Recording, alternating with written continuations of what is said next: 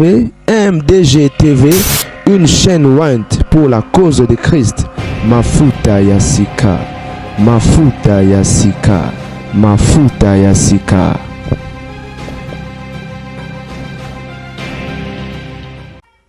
Boto bande wa bulingo zalingo wa bino la gardien du temple kana cadre actualité les amis na eli susu liboso na bino ngai wa bino la gardien du temple ko dénoncer Mabé.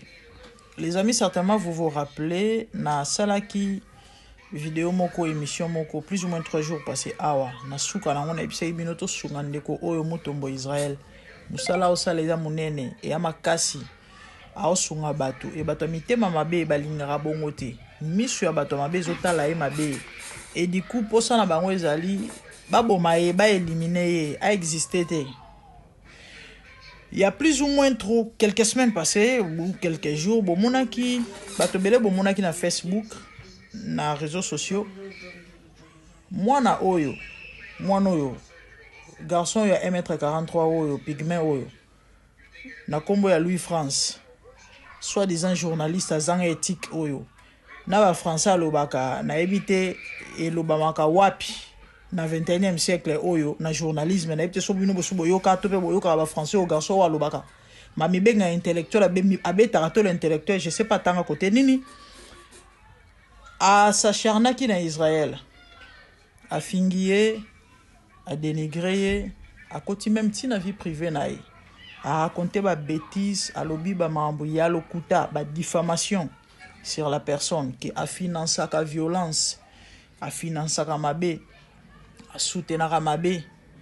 Et sur le Facebook, faute de temps, moi, tout le monde a image na awezate. Bon, mon yango, a cela qui analyse moko, émission moko contre Israël Mutombo. Par rapport à dossier, il y a Raphaël Tchouka. Parce que Israël a côté dossier wana. Na mukuse to relaté na mukuse ni nelekaki et na mega ko éclaircir bino pourquoi aventurier oyo voyou oyo ayaki ko sala émission pona ko et discréditer muninga ko diminuer ko dénigrer ko loba mabe na kombo na ye Raphaël Tchouka kufi famille emeki ko landela makambo bino boyebi na mboka Congo ezara loi ya plus fort muto dominaka muto kosa mabe mais so aza na mbongo et que muto oya sali mabe ana mbongo te ye muto gagner c'est ce qui s'est passé na dossier à Raphaël Tchouka. Alors famille un mois après s'il vous plaît un mois parce que tant moi na bango kufi gérant benga camarade ya ndeko akufa ki Raphaël. C'est lui qui veut informer la famille que Raphaël a couffé dans la chambre hôtel, na lemba, na hôtel ya Serge Bangala. Baya, babimisa corps et que na morgue, même jour, babimisa bilor à Moué. Bandeko dans un pays sérieux. Hôtel on a une kangamana, nous balande la bas la banquette. Mais à Mawana a pas ça. Non seulement ba stoppa ba activité, le lendemain ba occupa chambre wana. Oh muto couffé la ki. Bandeko. Namboka nini. Kana Congo bilora boko salima nil par ailleurs. Bakanga gérant sala des jours na procureur mais comment il s'appelle magistrat Moraya Kawana. Bakanga ya sala des jours juste na boloko mais c'est Serge mokolo hôtel tang akei aibisi ba que non c'est mon fils. Il n'a rien à voir na liwa ndeko. A tie kombo ya ba gérant mi baleo ba kufo bazala impliqué dans l'affaire mais batongo soit disant bazaki en fuite. To ebite soki batongo ba exista so pesa mambo solo mais batona batikela ko mona na te bakimaka ce qui veut dire na dossier wana bakanga mutu te dossier wana kendaka ndenge wana elekaka bongo esilaka bongo bandeko ya mawana ya pasi autopsie éprouvé que mutu ba beti ya ko beta akufi na sa nkuba gérant azaki wapi bato yo bazaki na hôtel bazalaki wapi bayoka makelele te baloba ke bango ba mona mutute ba suspecta mutute ba yoka makelele te botala niveau et eleka nango pe bongo et sila nango ndengwana Fatia lobara la justice est malade Mais moi, je vous dis que justice a commencé dans comment. Et espoir, on dirait, ça peut sous-sauter. Il faut Okunda. Ah oui. Parce que c'est compliqué. Bah, Mahamboyo, et bandi les lotés. Non seulement ils ont continué, ils ont s'empirer. Et Tissou Kanango, je ne sais pas, Mboko yo, Tolala, Tolamuki, un jour, Limo et Ziki, to éviter. Nakangi parenthèse. Wana Mahamosusu. Tokoya. Alors, famille Yemon Israël après 1 mois, s'il vous plaît. 1 mois. Ndekonabiso, na lolenge na rosale la musala, à s'impliquer. Juste 2 jours après. Ba membre famille bakutana procureur général, s'il vous plaît, monsieur Mvonde, qui a promis, il y a s'impliquer dans le dossier. Et ça verrait que, bah, master, il y a victime, il y a Moutonde Kwakufa Kina, bah, famille, bah, dans quartier, bah, souhaita qui, bah, rendre hommage à Souka, bah, qui ne bat pas flair, bisika Koufela qui, bah, la tabapolo, bah, tambola, bah, manifester. Et bah, qui n'est comme on a Moutombo, à soutenir Bango. Parce que na Bango, moi, il est moins compliqué. Déjà, Maramone, bah, no kendele. C'est comme ça, Moutombo. Apese bango loboko azalaki wana elo aggrave les kakite hein bayaki ba leli ba manifester bitumba te nini te comme Israël a appelé na mamona ya osala zonga ndako na sima ayoki ke no trouble bimaki babuki sope ba télévision ya monsieur Bangala Serge Bangala yo mona Israël Mutombo pona ko manifester regret na ye et Mutombo comme étant un homme de paix, a foutu des télévisions à 80 pouces. Après ça, on va récupérer au Arubukana. Moi, la mobile, il y a 1m43. À ça, l'émission, quand on a Ibisibino, qu'Israël a soutenir barbarie, à financer Batouba qui a la violence, machin. Nzokande, malfaiteur de Yemouibi. Boyoka voiso. Boyoka. Bonjour, messieurs. Donc, ça fait 1, 2, 3, 4, 5 appels, Nanga. Répondre était. C'est bon.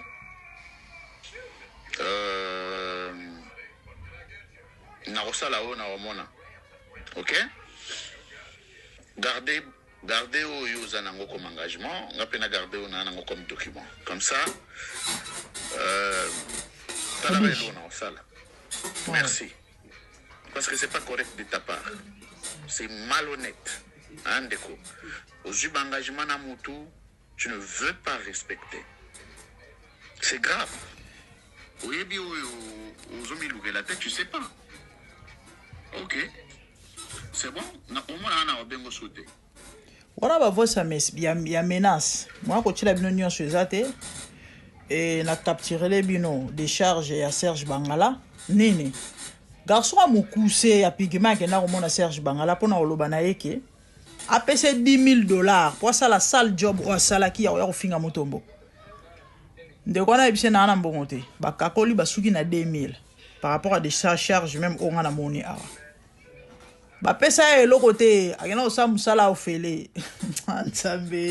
Après on va nous réclamer bongo exacté. Na minute oyo camarade ya Serge a remetté que sur $200, $200 ou $500 pour na reluka ko temporiser du coup moto peli ba o bozomona ba voix sa menace de Louis France a gagné reluka Serge Bangala a pese mbongo po hier a finga mutombo a diminuer a raser a neutraliser a anéantir on bomona ya osala musala salaki soi-disant journaliste hein bat ba moni pe ba kwanta muto malonga vina yango yo bandeko elobaka bakino ko zanga oyo bandeko botala ko zanga place ezo mema bato mais Louis France soko monique osoko futa ndako te mutombo zo sunga batu benga mon frère sunga ngai na place oyo ko sala émission au finga e po ba pesa yo $200. Israël c'est un homme de bon cœur ako kabelo 1000 aibiso futa garantie ata il y a 5 mois comme lembo on soit garantie sili et puis le reste est total à sima 6 fois peso même espace au sala musala na chaîne na ye afuta yo malamu que au sala ba job boy esopio tala na ebisa bino na Congo bandoki baza bondima inga te même pas 3 jours na sali émission na lobi bo soutenir Mutombo tala botala niveau bande ko pesi passe pesi mawa Louis France ba pesi ma France wa sirno Louis Kananga soki mbujima soki mboka nini to pona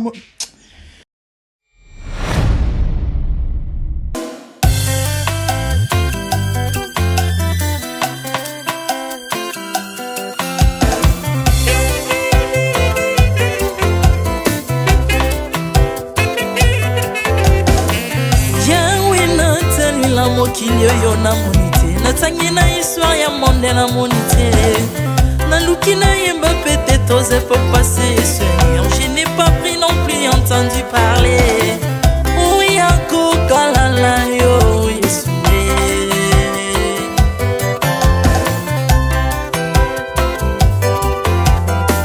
même na domaine ya sorcellerie nationale atana oyo ya international Pana yo kisangwa banzamba mokilo yo mokota kufa se kwa lokola yo Yesu Nanya voyage lokola yo Nanya wakoka nino ya wanzambe Uni masomo ya ekusu ponanga Okufose kwa poyo zali nzambe Yesu Nzambe moneno kitanase Olata nzoto poyo bikisanga Okitana se pozwe sikananga Ofuta nyongo na manzambe nanga Yesu Ozali nzambe Onkote ya okani na yo Ozali nzambo bongwani te Yesu, Yesu Ozali nzambe Onkote ya okani na yo Ozali nzambo bongwani te Yesu, Yesu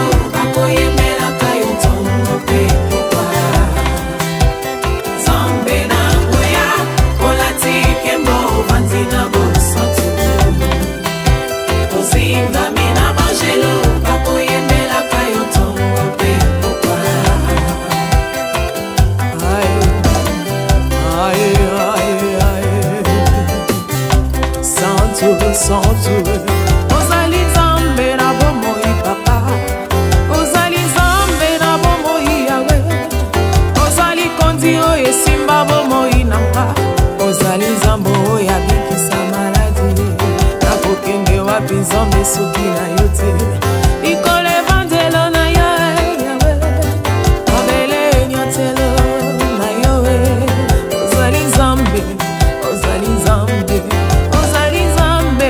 Mokote lokola yo Zambe na kuya Olatike mo Vandina mo santu Ozinga bina banjelo Bakoye mela kayo tomo pe mopa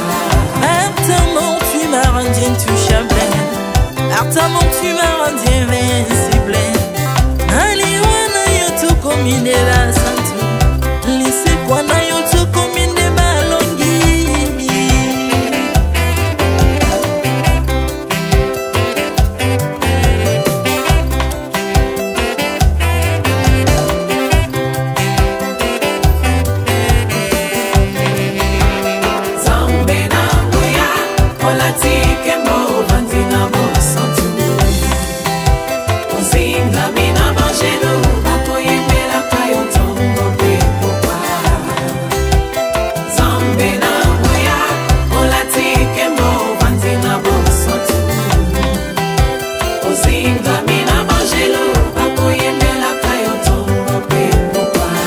Autrefois ngai nazalaki binzo ndoki akolianga lolenga lingi mais par son son na se métamorphosé osimingo sambwe maladie na biso olengo bebi naza toxiqué grâce à lui.